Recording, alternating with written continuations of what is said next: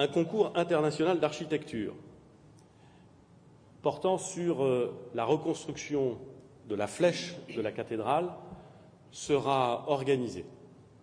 Avant le XIXe siècle, la cathédrale Notre-Dame de Paris n'avait pas de flèche. C'est Viollet-le-Duc, au XIXe, qui a choisi de construire cette flèche que nous avons vue s'écrouler dans la soirée de lundi dernier.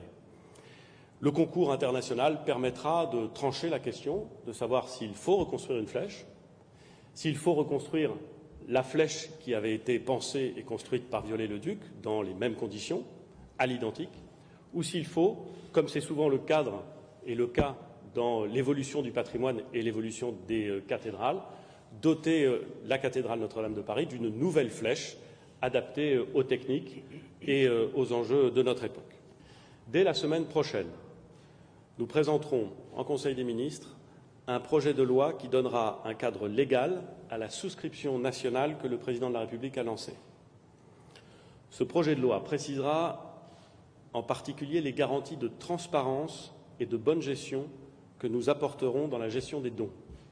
Je trouve que nous devons nous réjouir qu'au-delà de l'émotion, un très grand nombre de Français expriment le souhait de participer à cet effort de reconstruction. J'ai indiqué les conditions fiscales dans lesquelles ces dons allaient être traités.